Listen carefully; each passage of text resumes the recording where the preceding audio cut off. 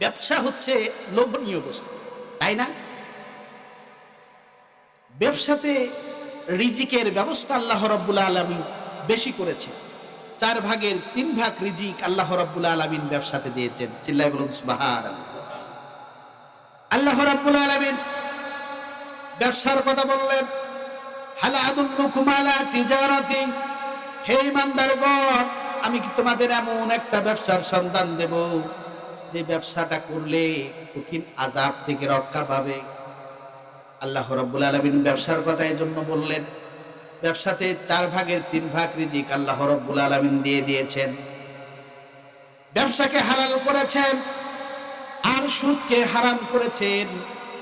ব্যবসা আল্লাহ রাব্বুল আলামিন পার্টনার হয়ে গেলেন। কি হলেন? পার্টনার। দুনিয়ার জীবনে যদি পার্টনার হয়, এক পার্টনার আর এক পার্টনারকে ঠকায়। আল্লাহ রাব্বুল আলামিন যদি পার্টনার হয়, ঠকানোর কোনো সম্ভাবনা আছে? ঠকানোর সম্ভাবনা নাই। আল্লাহ রাব্বুল আলামিন বলছেন, কি ব্যবসা? এই ব্যবসাটা করলে তোমাদের কি হবে? আল্লাহ রাব্বুল আলামিন বললেন, তুনজিকুম মিন আযাবিন আলীম। আল্লাহু আকবার। এই ব্যবসাটা যদি করো, কঠিন যন্ত্রণাদায়ক শাস্তি থেকে তোমাদেরকে রক্ষা করবে। শাস্তি হচ্ছে 2 প্রকার। কয় প্রকার? একটা হচ্ছে যন্ত্রণাদায়ক শাস্তি, আর একটা হচ্ছে লজ্জাজনক শাস্তি।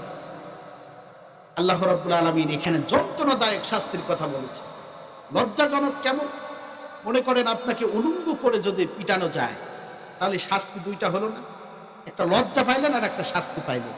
আল্লাহ রাব্বুল আলামিন এখানে বলছেন যে যন্ত্রণাদায়ক শাস্তি থেকে তোমাদেরকে রক্ষা করো। এই ব্যবসাটা কি করতে চান আল্লাহর সাথে? আল্লাহ বলছেন 3টা মাধ্যম দিয়ে আমার সাথে ব্যবসা করতে হবে। কয়টা? ইনশাআল্লাহ আমরা করবো তো। আল্লাহ প্রথমে ঈমানদারদেরকে বলেছে, ঈমানদার যারা না তাদের এই জন্য ব্যবসা। ব্যবসা হচ্ছে ঈমানদারের।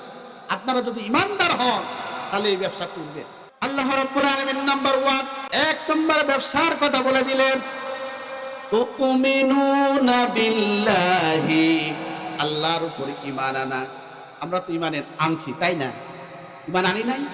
রব হিসাবে আল্লাহকে স্বীকৃতি দিতে হবে। চিল্লায় বলুন সুবহানাল্লাহ। কিন্তু দেখবেন গ্রামগঞ্জে ঝড়ের সময় বলি আল্লাহ বাঁচাও, আল্লাহ বাঁচাও, ঝড় চলে গেলে খুঁটিটা লাসায় আর বলি যাক, খুঁটিটা ভালো ছিল বিধায় এই যাত্রা বেঁচে গেলাম। এমন বলেন না? ঈমান ওই খুঁটির উপরে আনছে। কথা বলেন ঠিক কিনা?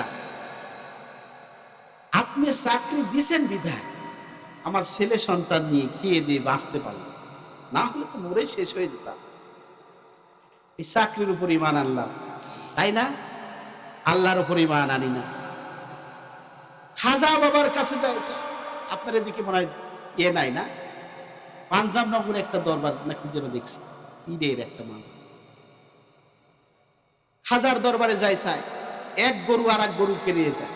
কথা বলেন ঠিক কিনা? কোন খাজা বাবার কাছে নয়, কোন গাঞ্জা বাবার কাছে নয়, কোন ন্যাংটা বাবার কাছে নয়, আল্লাহ রাব্বুল আলামিনের কাছে চাইতে হবে। চাওয়ার মালিক আল্লাহ, দেওয়ার মালিক আল্লাহ। কথা বলেন ঠিক কিনা? কিন্তু খাজার দরবারে গিয়া ছেলে চায়, ও হুজুর আমাকে একটা ছেলে সন্তান দেন। আল্লাহর উপর ঈমান আনবো। কেন ঈমান আনবো? আল্লাহ রাব্বুল আলামিন আমাদেরকে সৃষ্টি করেছেন, চোখের জায়গায় চোখটি দিয়েছেন, নাকের জায়গায় নাকটি দিয়েছেন, মুখের জায়গায় মুখটি দিয়েছেন। শ্বাসনালী আলাদা, কণ্ঠনালী আলাদা, নক্তনালী আলাদা। এত সুন্দর করে সৃষ্টি করেছেন। আল্লাহ রাব্বুল আলামিন সূরা বাকারার ভিতরে বর্ণনা করেন, ফাবিআইয়ি আলাই রাব্বিকুমা তুকাজ্জিবান। আল্লাহু আকবার। আল্লাহ রাব্বুল আলামিন বলতেছে, বান্দারে আমি তোমাদেরকে সৃষ্টি করেছি, তোমরা আমার কোন কোন নিয়ামতকে অস্বীকার করবে? আল্লাহ রাব্বুল আলামিনের উপর ঈমান আনতে হবে। কথা 1 নম্বর। 2 নম্বর ঈমান আনতে হবে কার উপরে? রাসূলিহি, রাসূলের উপরে, তাই না? আল্লাহ রাব্বুল আলামিন সূরার ভিতরে সুন্দর করে বর্ণনা করেন, قد কুনতুম তুহিব্বুনাল্লাহ ফাত্তাবিউনি ইউহিব্বুকুমুল্লাহ ওয়া ইয়াগফির লাকুম যুনুবাকুম আল্লাহু গফুরুর রহিম। আল্লাহু আকবার। তোমরা যদি আমাকে ভালোবাসতে চাও, সর্বপ্রথম আমার নবীকে ভালোবাসতে হবে। আর যারা নবীকে কষ্ট দাও তারা যেন আমাকে কষ্ট দিবে। আল্লাহ রাব্বুল আলামিন সূরা আযহাবের 21 নম্বরে আয়াতে বলেন, লাকাদ কানা লাকুম ফি রাসূলিল্লাহি উসওয়াতুন হাসানাহ। তোমাদের ভিতরে উত্তম আদর্শ হচ্ছে রাসূলের আদর্শ। চিল্লায় বলুন সুবহানাল্লাহ। তিনি ছিলেন আমাদের মডেল, তিনি ছিলেন আইডিয়াল, তিনি ছিলেন আইডল, তিনি ছিলেন আইকন, তিনি ছিলেন উসওয়াতুল হাসানা, তিনি ছিলেন উত্তম আদর্শ। চিল্লায় বলুন সুবহানাল্লাহ। তিনি আমাদের জন্য মডেল, তাই না? অথচ দেখবেন তাকে আমরা মডেল হিসাবে স্বীকৃতি দিই না। তিনি রান্নাঘর থেকে সংসদ ভবন পর্যন্ত সব জায়গায় আল্লাহর রাসূল, আল্লাহ যেখানে ব্যবহার হয়েছে রাসূলের কথাও সেখানে ব্যবহার হয়েছে। অথচ রাসূলকে আমরা নেতা মানি না।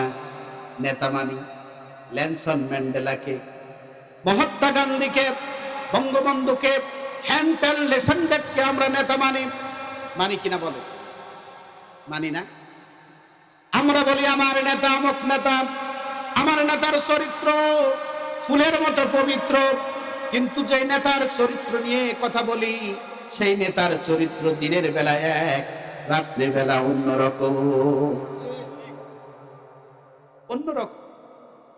অথচ আমরা যদি রাসূলকে নেতা হিসাবে স্বীকৃতি দিই তাহলে আমাদের জীবনটা হবে নূরে উজালা। চিল্লায় বলুন সুবহানাল্লাহ। আমার প্রিয় ভাইরা, আবার কেউ কেউ রাসূলকে নেতা হিসাবে মানে একদিনের জন্য।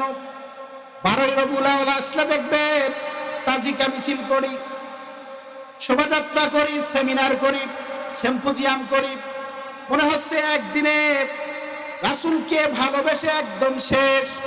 সারা বছর কোনো খোঁজ নাই, সারা বছর কোনো রাসূলের আন্দোলনের সাথে রাসূলের আদর্শের উপরে থাকে না, একদিন পালন করেই শেষ।